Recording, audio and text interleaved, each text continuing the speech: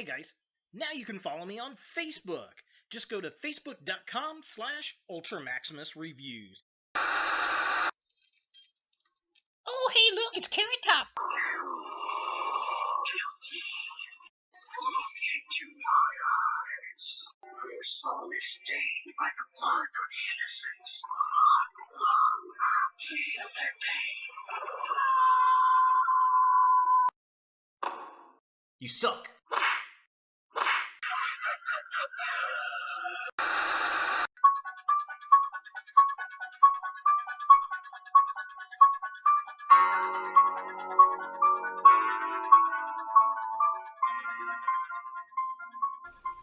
Hello YouTube, Ultra Maximus back with the 31 horror toys in 31 days! And today we're taking a look at the Ghost Rider from Marvel Legends. Now, this is not the actual Ghost Rider that comes in this package. If you've noticed, it's a Ghost Rider that I found at a local flea market. This is actually the old Toybiz Ghost Rider that came with the motorcycle, but somebody, I guess, had this box. They had this old Ghost Rider toy, so they figured they'd go ahead and put it in there.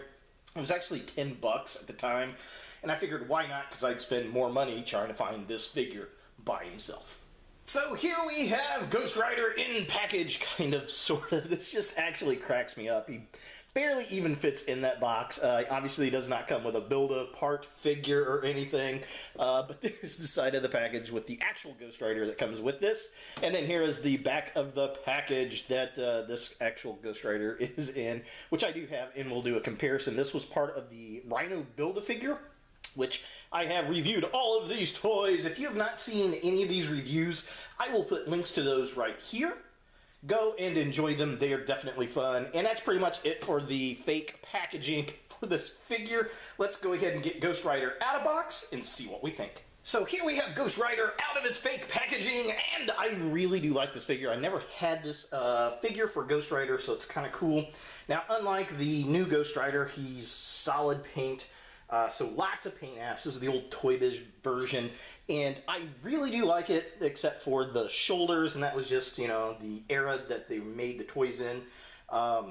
They've done a lot better with the shoulders, I think, today. Unfortunately, his biggest drawback is he does not have his motorcycle. This is the Ghost Rider that was the reboot in the 90s. I remember getting as a kid with Danny Ketch, and he had the big kind of 90s style motorcycle. It was a big fake version of one, but yeah, that's basically it. But yeah, this is a pretty decent Ghost Rider. Love the paint apps on him. We'll talk about that, obviously, here in a minute.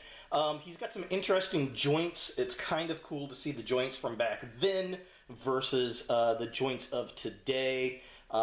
Very, very interesting. Like all the spikes all over.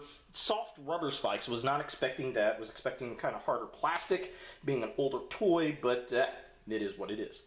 Now for comparison, here we have the Danny Ketch Ghost Rider next to the latest Johnny Blaze Ghost Rider. And as you can see, very, very different. Now, I am only guessing it's time before we get a reissue of this figure for the new Agents of S.h.i.e.l.D. Ghost Driver, who is the, I think he's the Mexican Ghost Rider that has the really cool car, muscle car, that turns into the Hell vehicle.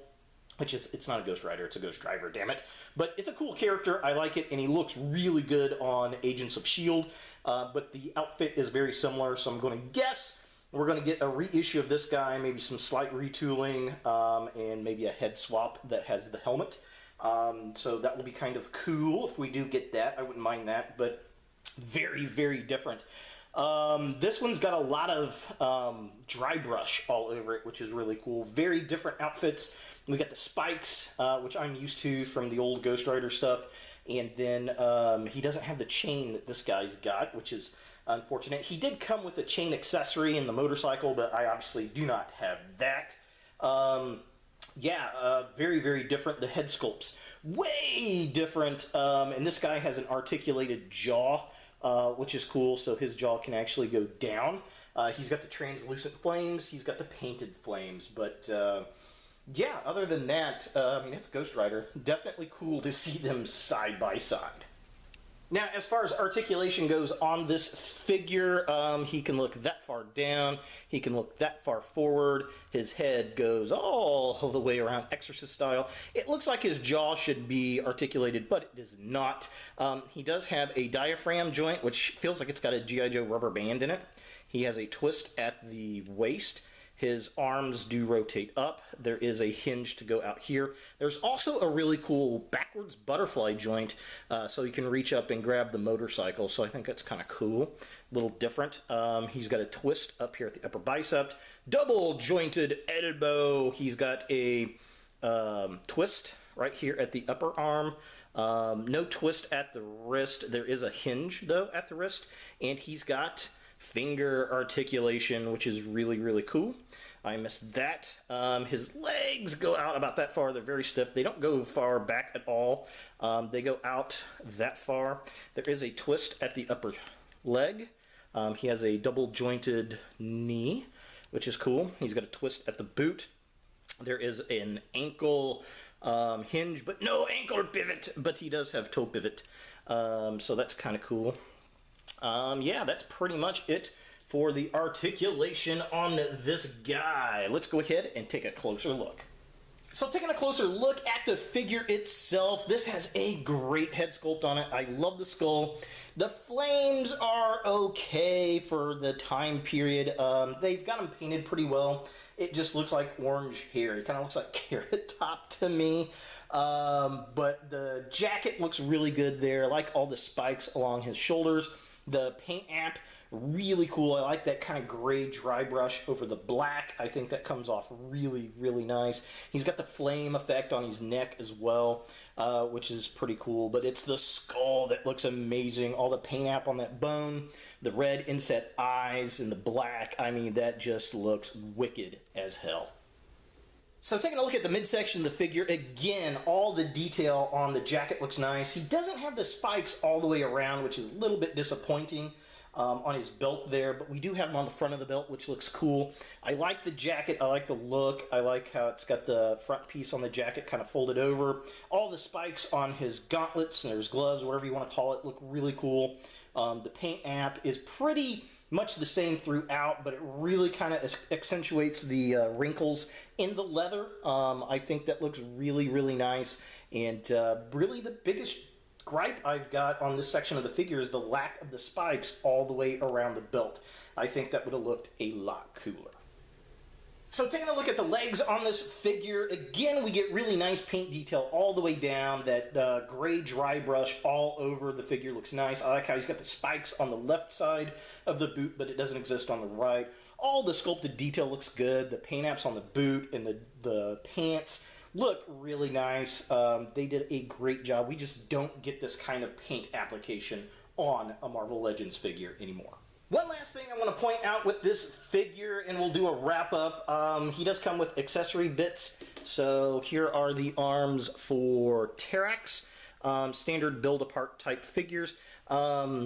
It's interesting because much like the Absorbing Man figure that I've done a review on here lately, this one has a small peg, that one has a large peg. I wonder if that is to differentiate the size or make sure you don't get the wrong hand on the wrong arm. Interesting. I don't know. If you know more about Build-A-Figures than I obviously do, leave a comment below. That'd be really cool.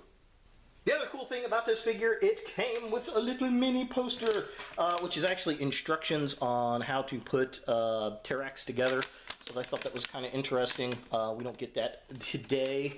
And then it also comes with Tales of Terrax 6 of 6. So I'm presuming each one of these had a little mini poster with a different character. This one is Annihilus. So there is a picture of Annihilus. That would actually make a pretty good Build-A-Figure as well. And then here's a little write-up. If you want to pause and read that, you are more than welcome to. So yeah, that pretty much does it for Ghost Rider. So is the Toybiz Danny Ketch Ghost Rider a figure that you want in your Ghost Rider collection? Well, yeah, if you're a Ghost Rider completist, you're going to like this figure. As far as the toy goes, it's really cool. I do like it. I'm glad I found it at my local flea market. Normally I despise when people put another figure, an old figure in, and then try to take it back to a Walmart or Target because those employees don't know, and it just drives the price of figures up for us. But this was at a flea market, so it was a little different. It was kind of cute. I don't know, maybe I'm a hypocrite, but yeah, it's definitely interesting. I'm glad to have him. Unfortunately, he didn't have the motorcycle, but again, I only paid $10 for it. So if you can find the figure cheap, I would really say pick it up if you're a Ghost Rider fan. If you can get it with the motorcycle, if you can in any possible ways, because Ghost Rider is not Ghost Rider without a motorcycle, damn it. But overall, I do like the figure. I think it still holds up pretty darn well in today's Marvel Legends figures, and it'd hold up even better with that bike. So there he is, Ghost Rider from Toybiz. Hey guys, thanks for watching. If you like this video, thumbs it up. If you hate this video, thumbs it down. To watch more Ultra Maximus, click on the links to the right. Don't forget to subscribe and share, like us on Facebook, and look for more videos in the future.